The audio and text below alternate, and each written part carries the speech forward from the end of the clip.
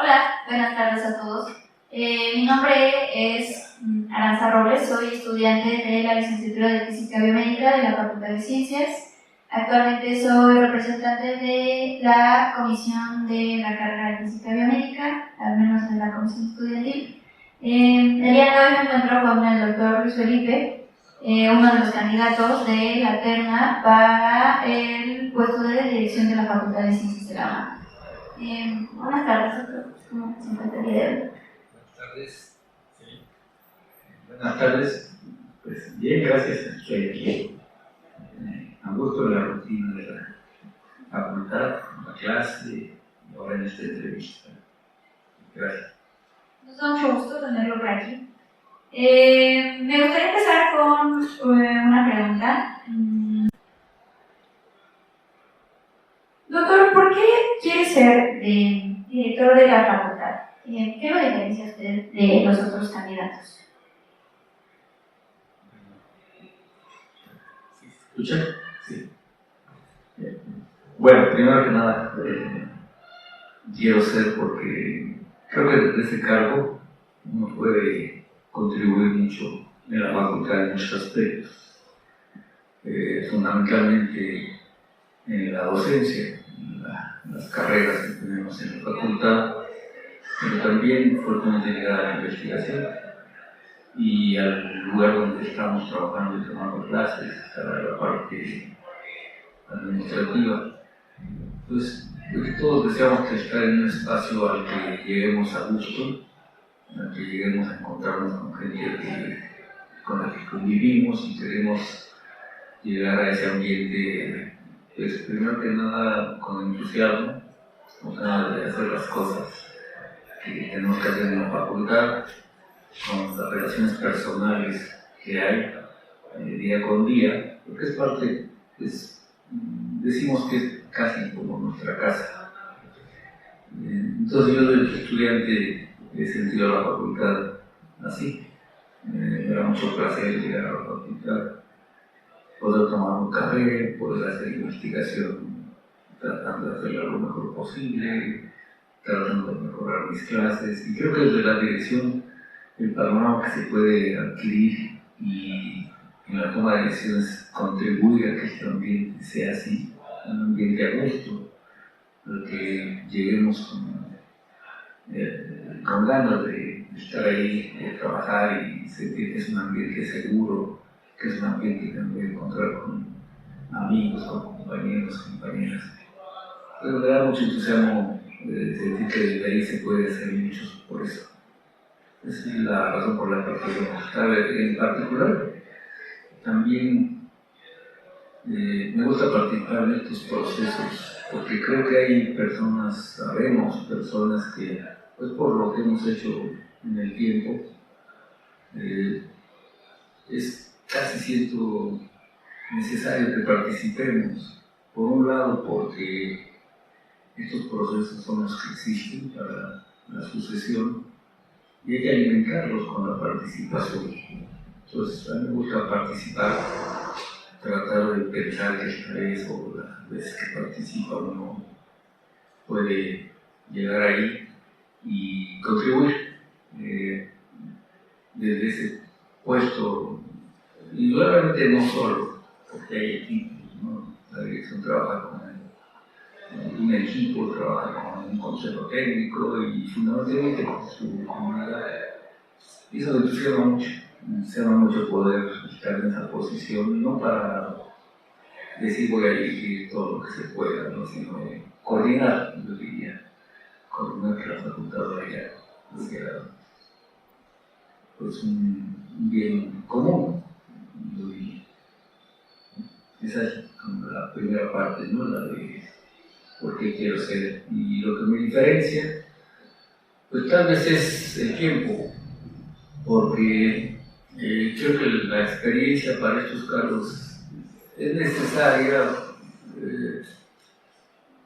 no es suficiente, creo, pero es necesaria, porque en esos cargos que existen en la universidad, como son cargos académicos administrativos, cuerpos colegiados, que son los más importantes, ¿no?, en la universidad.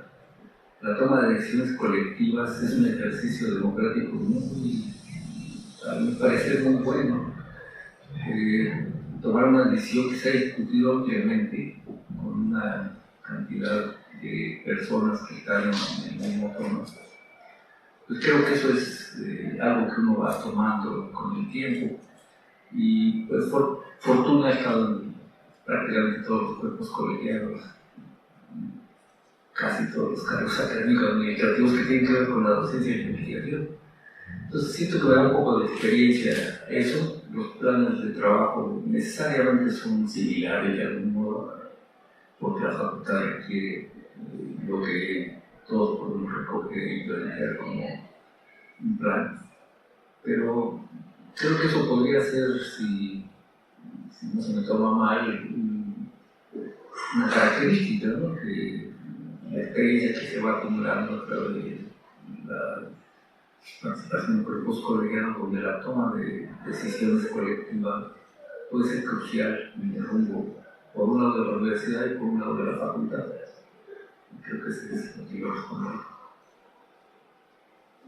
Agradecemos mucho su respuesta.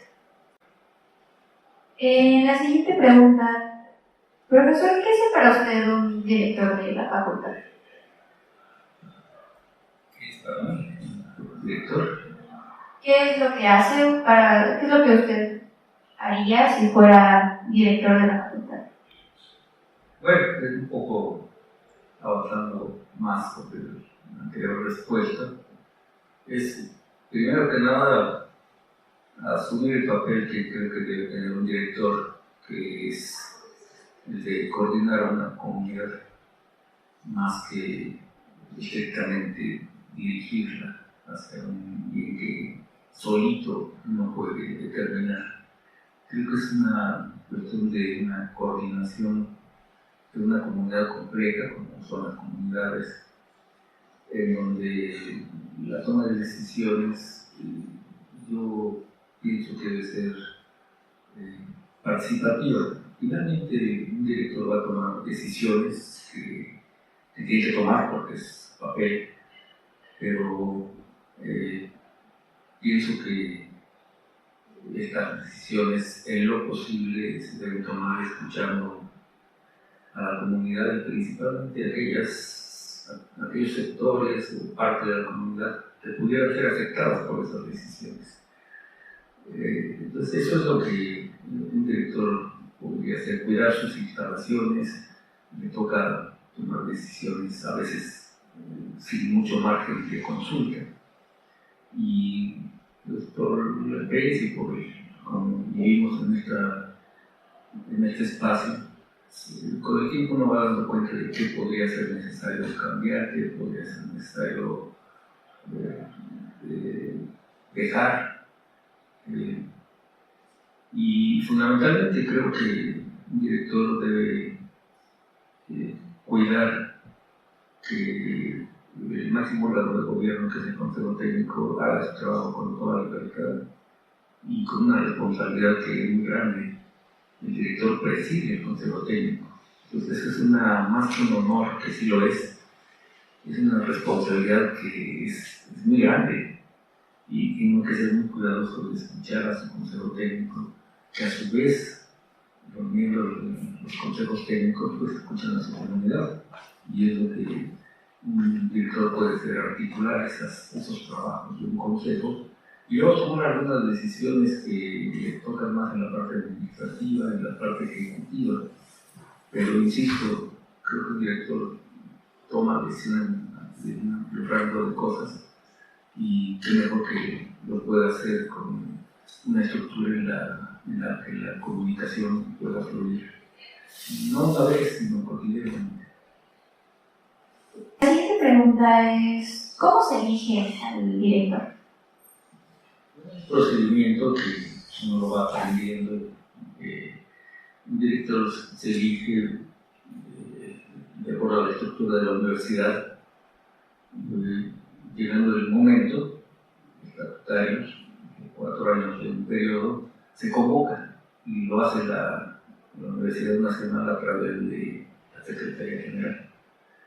Esa convocatoria establece tiempos y procedimientos y hay fechas que cumplir y hay un momento en el que la gente, la comunidad puede proponer libremente candidatos y candidatas hacia la Secretaría General. Dentro de ese periodo, que se pueden hacer propuestas por muchas vías, la Facultad de Ciencias ha generado un procedimiento interno, que es el procedimiento de generar una votación, haber elecciones para que la comunidad exprese su respaldo a los candidatos que se registran internamente en la facultad.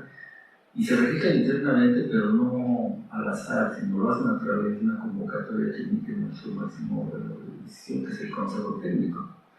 Entonces se atiende a esa convocatoria, se registran proyectos, una carta donde uno acepta participar, y ese es un mecanismo muy formal que el Consejo Técnico hace dentro de la convocatoria de la universidad.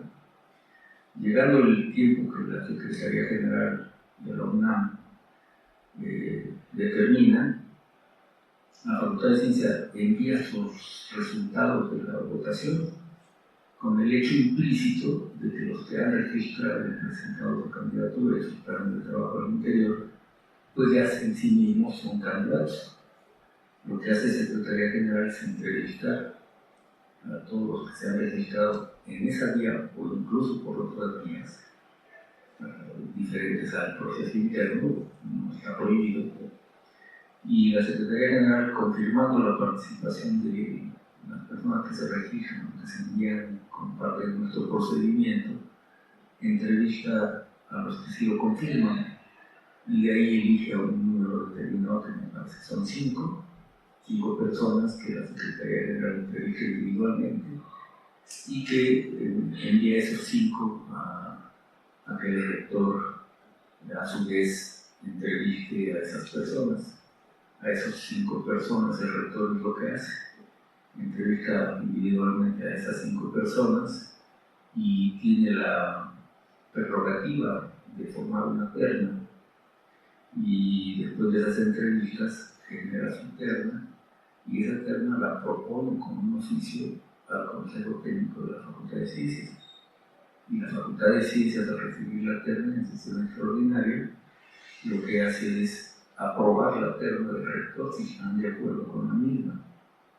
Podría darse el caso de que no estuvieran de acuerdo, no ha sucedido, siempre ha sido aprobada, y se le hace saber al rector que la terna ha sido aprobada, y en ese momento el rector lo que hace es anunciarlo para que la acepta de la universidad, a su vez publique la terna y lo comunica a la Junta de Gobierno de la UNAM. Y ahí empieza otro periodo. En ese periodo, entre que se anuncia y la decisión final, hay un periodo que se llama la auscultación. La auscultación de la Junta de Gobierno, que lo que hace es, a través de una cita que solicitan los grupos de apoyo a cada candidato y candidata, recibe previa cita por alguna vía presencial, virtual, a los grupos de apoyo diversos para escuchar por qué apoyan a sus candidatos. Y llegado el plazo, que se vence este viernes 19, incluso va a haber el día 22 todavía algunas citas, se cierra el periodo de la auscultación de la Junta de Gobierno con la comunidad, que lo puede hacer a través de una carta escrita o a través de citas presenciales.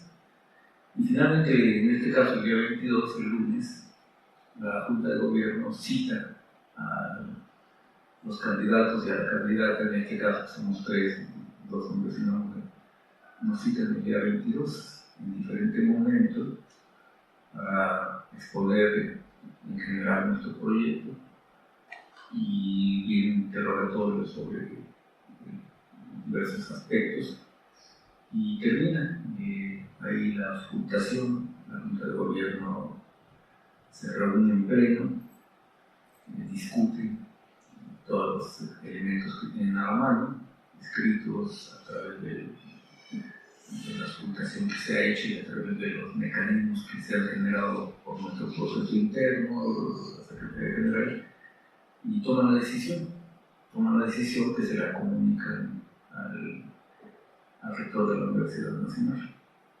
Y el papel del rector es llamar a quien ha sido designado para comunicarle que así ha sido. Y eso que va a suceder el lunes, en este caso, es ya el resultado del proceso general, de tal manera que lo que sigue es la toma de posesión el día martes, que lo hará ante el Consejo Técnico de la Facultad en una sesión que nos establece en el auditorio para traspasar la dirección a la persona que sea designada por la Junta de Gobierno a partir del día martes 23. Pues este es el proceso. Muchas gracias. Por parte de la comunidad nos hizo llegar una serie de preguntas divididas en diferentes ejes temáticos.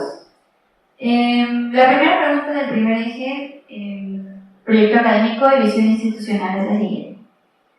¿Cómo se asegurará que la visión institucional no quede solo en papel, sino que tenga resultados medibles cada año? Bueno, eso es la planeación de las expectativas de lo que se plantea al inicio, y el seguimiento es muy importante. Tenemos que plantear un plan, pero también acciones concretas que, si no tienen una instancia de seguimiento, es muy fácil que se pierdan y que queden no olvidadas, pero sí, yo les diría, plasmadas. Entonces tiene que haber esa instancia que realmente se materializa en personas. Entonces, una instancia que se puede llamar de algún modo instancia de seguimiento, pero que finalmente tiene que ver con personas que puedan dar ese seguimiento, y en el plano del plan que presento, que es una comunicación, yo le he llamado, como ustedes recordarán, episódica, no tanto así, sino más periódica pero permanente. Entonces, para asegurarse de los objetivos que se plantean, un programa por objetivos, e incluso se pueden plantear metas medibles, cuantificables, y que puedan ser concretas y supervisadas y seguidas por esa instancia y esas personas que permanezcan constantemente monitoreando esos avances y que estén comunicadas obviamente con la dirección, pero también con la comunidad. Pues debe haber una instancia para darle seguimiento a ese tipo de cosas, y en tanto que no existan, hay que crearlas.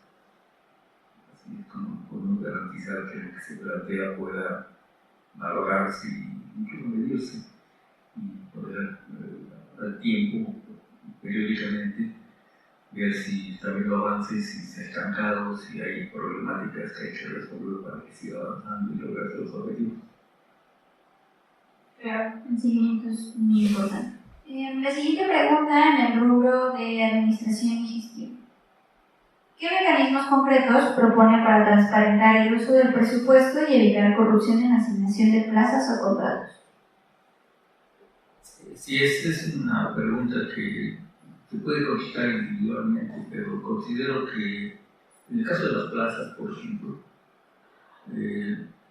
la dirección auxilia por los departamentos, en particular, concretamente, los consejos departamentales, que son auxiliares del Consejo Técnico, coadyuvantes del Consejo Técnico, y que hacen una labor académica rigurosa, detallada, y que tiene que haber ahí una comunicación igual, constante, entre esos consejos, porque hay mecanismos y hay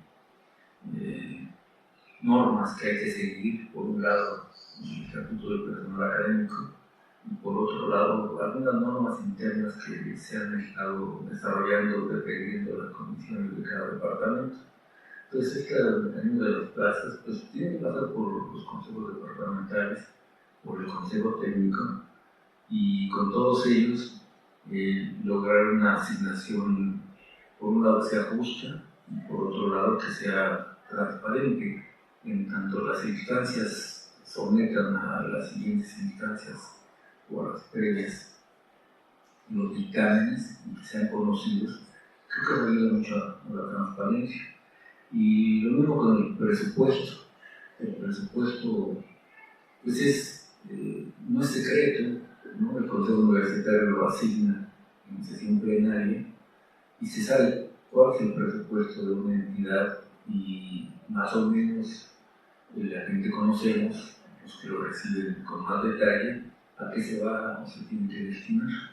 Si son salarios, si son para infraestructuras, si son para viajes, si son para todos los rubros que la universidad tiene. Entonces, lo que ocurre normalmente es que los equipos de la dirección pues, valoran, discuten, sopesan esos presupuestos y los comunican, por ejemplo, a los consejos departamentales, a la Secretaría Administrativa, que es clave en el proceso. La Secretaría Administrativa pues, es gente que conoce del manejo de los presupuestos y entre todos otra vez de una forma colectiva se determina en dónde hay necesidades más urgentes, en donde hay necesidades constantes, en el caso de los salarios, por ejemplo, en las cosas que tienen que ver con la docencia, la investigación, y ahí tiene que haber una ponderación que, insisto yo, tiene que ser en un colectivo, no necesariamente que estoy diciendo que se someta a toda la comunidad, porque es una cuestión también de responsabilidad. ¿No? Hay un grupo de personas, particularmente la dirección encabezando, en poder decir que el presupuesto se utilice de la manera más racional y atendiendo las necesidades que sean más urgentes, pero esa urgencia pasa necesariamente por cuál es nuestra función en la facultad, ¿no? Cuál es la función principal, que es fundamentalmente la docencia, pero la docencia es una por investigación, entonces tiene que ser algo que no solo lo sepa una persona o dos, sino las instancias que lo tengan que saber y que los consejos departamentales también hagan el conocimiento particularmente de su comunidad, los consejos de física, de matemáticas, de biología, que es lo que generalmente tiene que ocurrir. Una vez asignado el presupuesto, se da a conocer a la comunidad que le corresponde y cada uno lo puede platicar o comentar con grupos de personas, de manera que todos sepamos qué presupuestos hay y que estemos confiados en que se usa de la mejor manera. Yo creo que eso es usar las empresas que tenemos para darlo a conocer y hacerlo fluir a la comunidad de manera muy clara y muy transparente, que no haya dudas, que esté usando no sabemos qué. Y más en estos tiempos que pues, hay una política de racionalizar el presupuesto, tenemos que trabajar con lo que tenemos y con lo que podamos obtener también. Muchas gracias. En la sección número 3, comunidad estudiantil, el tema es sencillo. Siendo el malestar emocional y psicológico una de las causas de abandono y deserción que disminuye la tasa de titulación, ¿qué medidas preventivas se proponen para el estudiantado? Claro, yo creo que de alguna manera tiene que ver con las primeras preguntas. Pueden desarrollarse acciones concretas, pero creo que sí partimos del hecho de que si llegamos a la facultad, a un ambiente, pues digamos, amable, favorable, a que nos sintamos a gusto, eso ya de por sí puede contribuir a que si yo llego a un lugar, incluso voy a decirlo así, ¿no? Limpio, donde las relaciones entre la comunidad son constantes y en lo posible cordiales, porque puede haber relaciones constantes que no lo sean tanto, pero hay que trabajar en eso, en que el ambiente en la facultad pues, sea limpio, que se sientamos seguros, y para eso se generan varias instancias, algunas de las cuales ya tenemos, ¿no? los grupos de Spora que se ayudan a contribuir a todo esto, creo que son necesarios, pero yo creo que hay que incrementar las relaciones interpersonales. Y eso habrá que plantear muchas actividades todo el año, quizás no por etapas, sino a través de todo el año, etapas de interacción entre la comunidad, no solo entre estudiantes, sino entre estudiantes y académicos, entre estudiantes y trabajadores, en lo posible, y fomentar esa actividad, ese, yo diría, acompañamiento que podemos sentir con nuestra comunidad cuando hay unas relaciones adecuadas. El abandono y el rezago, que lo hemos analizado y vivido muchos, como estudiantes o como académicos, a veces no es, y yo diría muchas veces, no es por una deficiencia académica, que podríamos decir, alguien que no entiende, no sabe. Creo que eso, como personas, tenemos las capacidades para enfrentar retos intelectuales diversos, y tal vez lo que está necesitando reforzarse es el ambiente, quizás generando distancias, pero actividades de interacción más fuerte, más cotidiana, tratando de crear unos ambientes propicios para que uno se sienta a gusto. Una persona que está a gusto en general tiende a trabajar con más ánimo y es más productiva. Y ese rezago de abandono, yo no quisiera que fuera porque alguien vive muy lejos y llega tarde y no le da entrada al salón, o alguien que se enfermó y no se le entiende que se enfermó, que tiene problemas en su casa, como todos lo tenemos. Creo que ahí la colectividad de poder platicar con todos y que haya instancias donde uno se pueda acercar a plantear entre todos cómo se va ayudando a disminuir esos estreses que a veces, yo diría la mayoría de las veces, insisto, no son relacionados con un reto intelectual que plantean las áreas de física, matemáticas y biología, sino a veces son problemas de la vida diaria que pueden tener una solución por compartir experiencias y pensar que tienen solución. Y para ello insisto que debe haber actividades diversas en todo el año, en todo momento, para promover más bien el que no se abandone y se nos haga así. Retomar esa parte es muy relevante para la comunidad en general, ¿no? En crear todos estos lazos. En el siguiente rubro, investigación y vinculación, ¿cómo conectaría la investigación con la docencia de licenciatura para que los estudiantes se titulen más rápido y con mejores proyectos? Bueno, sí, indudablemente que entre mejor investigación se hace en la facultad, y eso parte de tener financiamiento de proyectos, de que haya proyectos individuales apoyados, que no, en todo caso, que no sean obstruidos, ¿no? Y ahora cada persona, cada académico en la facultad tiene un proyecto personal que tiene que ver con su proyecto académico, y en tanto lo puedan desarrollar en lo posible a plenitud con los apoyos que se requieran y que se puedan también, va a hacer que la incorporación de estudiantes a esos grupos sea más natural, y buscar también apoyos extra, no solo a través de las convocatorias que salen, sino a través de generar ingresos que puedan favorecer esos proyectos.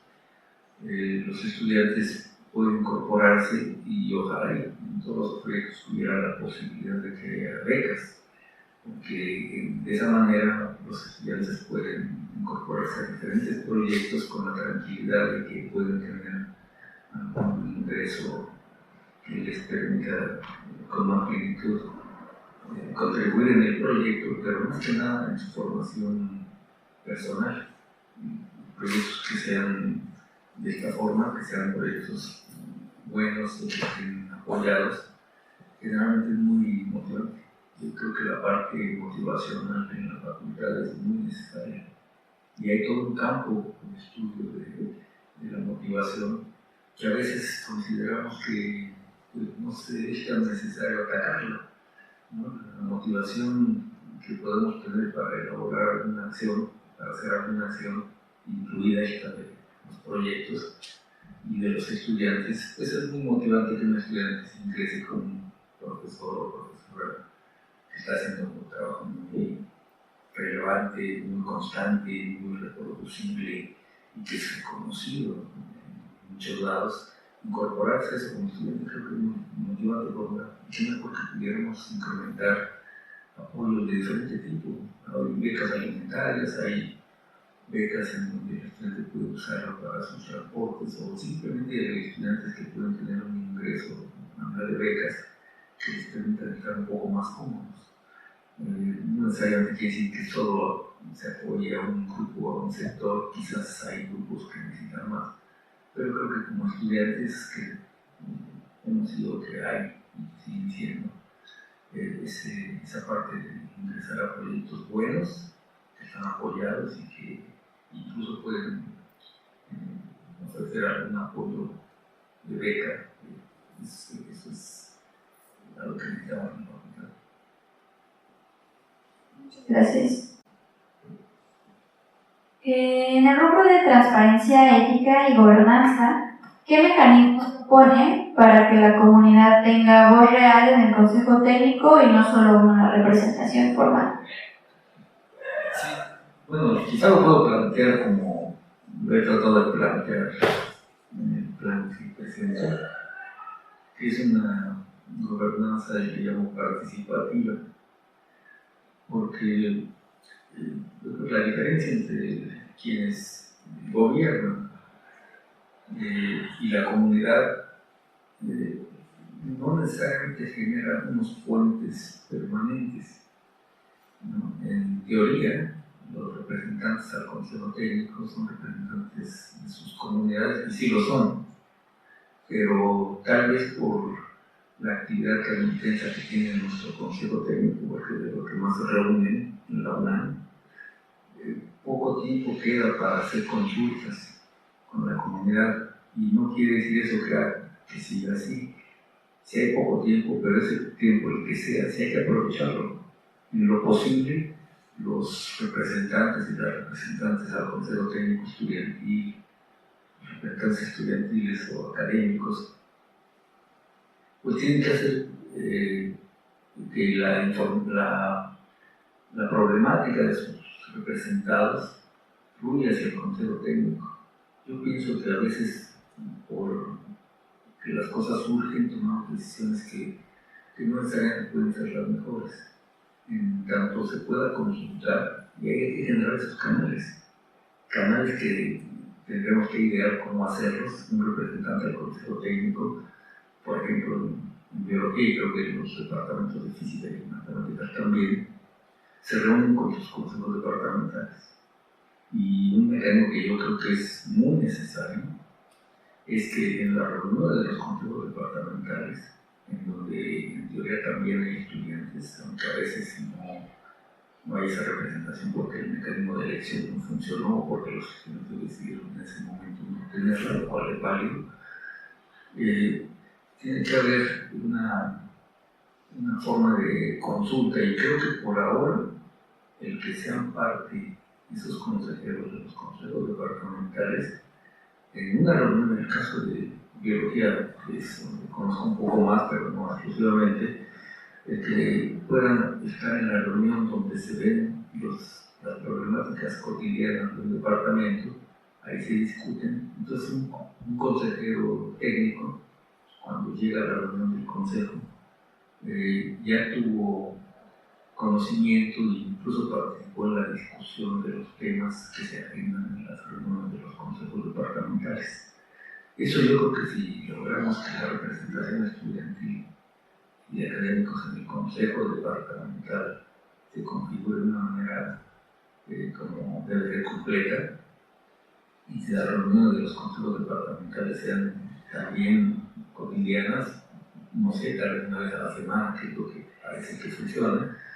En tanto eso, tendríamos al menos que los consejeros lleguen al consejo técnico sabiendo de los casos que se están tratando en los diferentes departamentos. ¿Cómo hacer para que haya más participación de la comunidad? Ahí con el poco tiempo que hay, el poco margen, creo que habría que llegar a esos canales. Y esos canales son una vez a la semana, reuniones de los representantes con sus representados, que sea voluntaria, que la gente quiera atender. Y volviéndose una cotidianidad, yo creo que va a haber más participación. Y no solo ser representantes, llegar a la reunión y a veces tomar decisiones rápidas porque no hubo tiempo. Si generamos esa cotidianidad, los representantes se reúnen con sus cuerpos de coordinación y en lo posible con su comunidad van a tener una participación más fuerte en las decisiones, porque entonces va a haber más voces hacia el Consejo Técnico. Muchas gracias. En la sección de comunidad docente, ¿cómo mejoraría las condiciones de los profesores de asignatura? Yo creo que la participación, otra vez la comunicación constante, es muy necesaria porque siento que es la forma más efectiva de conocer las problemáticas, no de un momento, sino de diario.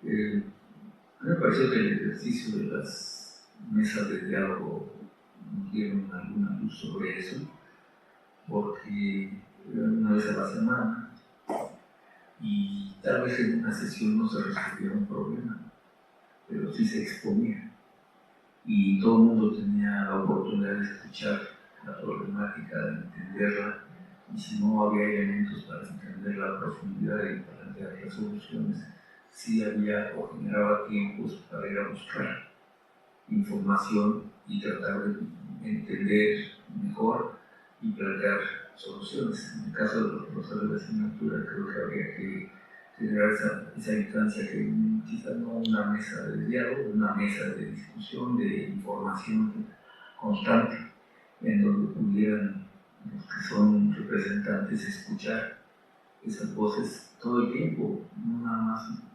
durante un mes, sino que hubiera a lo largo del año con cierta periodicidad un espacio en el cual se pudieran plantear las problemáticas y que entre todos los que estén involucrados, a quien le toque, tratar de buscar las soluciones lo más rápido que se pueda, sin que lo quiera decir apresuradas por no discutirlas a tiempo. No hay que discutirlas bien y una discusión sostenida creo que es mejor que una solución apresurada, rápida y que la que falten elementos. Es una comunicación permanente. Y no solo con los profesores de asignatura, que son necesarios, sino con todos los sectores. En particular, los profesores de asignatura, pues, porque son una parte crucial en la docencia de la Facultad de Ciencias. Muchas gracias. En la sección de personal administrativo, ¿qué acciones propone para dignificar las condiciones laborales del personal administrativo? Sí, una cosa que muy importante es que todo el mundo, pero los trabajadores administrativos en especial, como están organizados, pues cuidan mucho las condiciones de trabajo. Y creo que es muy necesario porque realmente sostienen la facultad, que es el espacio donde estamos nosotros. Ellos tienen una organización, tienen sus delegaciones sindicales, pero también tienen la iniciativa incluso personal, de gente que puede sugerir a través de sus delegados o incluso directamente sus inquietudes, sus peticiones. Entonces, otra vez regresamos al punto de que si hay un diálogo permanente, una comunicación permanente, esa comunicación permanente va a hacer que los problemas estén en la mesa y las posibles soluciones también en lo posible permanentemente. Ya insisto yo en que ellos estaban organizados de una manera que ellos deciden y hacen llegar sus inquietudes a través de las instancias, la Secretaría Administrativa o directamente a la dirección, pero hay que buscar ese mecanismo de constante, de escuchar cuáles son las inquietudes, las problemáticas y las soluciones que quisieran que se llevaran a cabo y que participaran todos ellos y en lo posible pues toda la comunidad, porque tal vez solucionar un asunto estudiantil, un asunto de los profesores, un asunto administrativo, tiene que estar en concordancia con el resto de la comunidad, porque es una cosa integral y de comunicación entre todos los sectores, que es un planteamiento que yo creo que es lo que podría caracterizar el plan que estoy proponiendo, ¿no? Una comunicación vertical y horizontal entre las partes, de tal manera que una decisión que se tome esté bien aquilatada si está afectando o va a afectar a sectores que a algunos aspectos que pueden ser afectados. Pero sí, indudablemente que la entrada de esas peticiones, esas inquietudes de mejoramiento de las condiciones, pues pasan por entender que son solicitudes válidas de entrada, antes de dudar que puedan ser válidas, hay que decir que son válidas y hay que analizarlas, porque muchas veces también pensamos que esas solicitudes a mí me parece que no esté bien cuando no he analizado y es conveniente analizarlo. Entonces esos canales de comunicación permanente con la dirección a través de las instancias hay que resaltarlas, hay que reforzarlas. Ok, muchas gracias. En la última sección de las preguntas que nos hizo llegar la comunidad, inclusión, diversidad y sustentabilidad. ¿Qué acciones se implementaría para reforzar la inclusión y la diversidad? Y en materia de infraestructura y recursos, ¿cómo está incluida la sustentabilidad? Bueno, yo creo que otra vez volvemos a plantear lo mismo. Si hay una comunicación constante, permanente y actividades permanentes en donde esté toda la comunidad incluida, eso va a favorecer que podamos entender al otro, a la otra, y que nos entiendan a nosotros. Y eso por sectores creo que puede funcionar en parte, pero en actividades multidisciplinares, yo le llamaría, o multidiversas,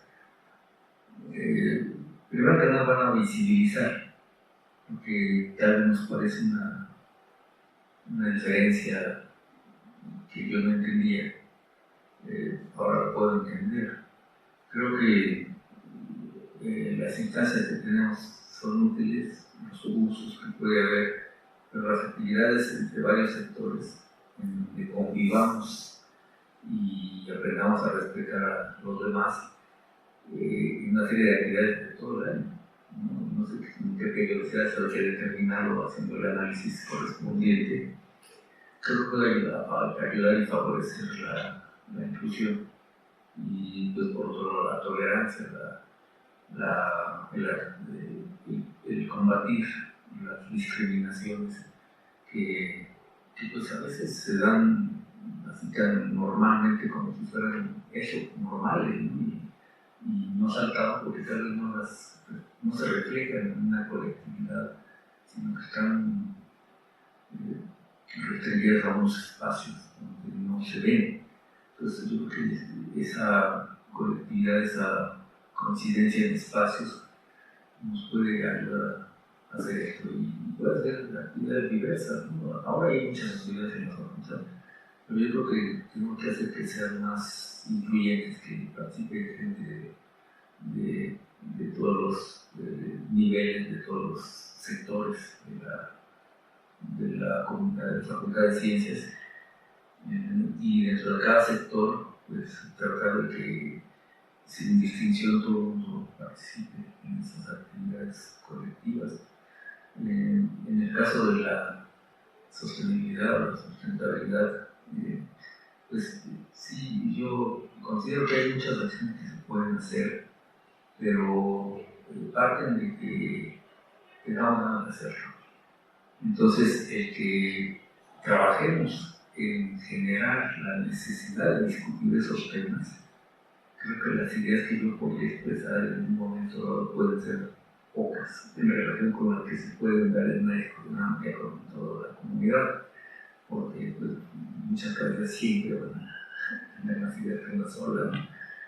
Todas las ideas, yo escuchaba a Tatiana decir algunas de ellas, yo coincido con esto de la lluvia, pero en términos de sustentabilidad de recursos, por ejemplo, o de, yo también le llamaría sustentabilidad de actividades en donde coincidamos en la comunidad. Eso también es parte de algo sostenible.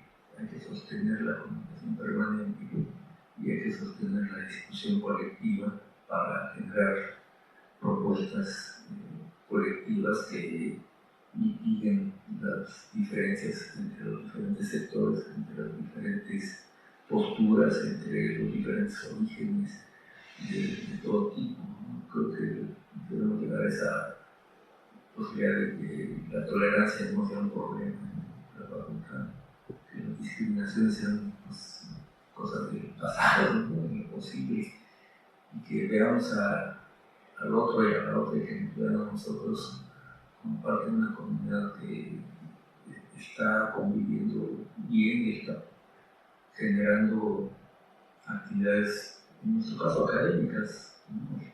Estudiantes, profesores, trabajadores, tratando de que la facultad cumpla con su función de docencia e investigación, que van muy ligadas, y por supuesto de la difusión, la divulgación, que son distintas, pero que la facultad hace mucho trabajo en eso. Y partimos de que el proyecto individual, si se colectiviza, hace que el proyecto sea de la comunidad y no solo de una persona. No tratamos de que aquel va más avanzado o aquella persona va menos avanzada, entonces hay que siga quedándose atrás, ¿no? Yo creo que tratemos de que nadie se quede atrás y que como comunidad podamos avanzar juntos en una buena convivencia. Siempre va a haber discusiones, siempre va a haber posturas diferentes, pero esa es la esencia de la universidad. La postura del caso es coordinar para que se den un marco de nuestros estatutos de la legalidad, ¿no? Porque no voy a decir que nunca debe haber problemas, siempre los hay, pero tenemos que tener la paciencia, las ganas, el entusiasmo de solucionar los problemas, más que irlos haciendo más críticos, ¿no? Bueno, muchas gracias. Agradecemos a la comunidad por hacernos llegar todas estas preguntas. Y pasando a un par de preguntas más generales. Al doctor Víctor, a diferencia de algunos directores anteriores, se le dio la facilidad de tener un diálogo más cercano con los estudiantes, lo que ha logrado que problemas que habían desde direcciones pasadas tuvieran una resolución. ¿Usted estaría dispuesto a seguir manteniendo el diálogo de esta forma o cuál sería su forma de trabajo con la comunidad estudiantil? Bueno, es indudable que el diálogo con los estudiantes, de todos los sectores también, no que quede la impresión de que solo con los estudiantes, pero muy importantemente con los estudiantes, insisto, debe ser permanente.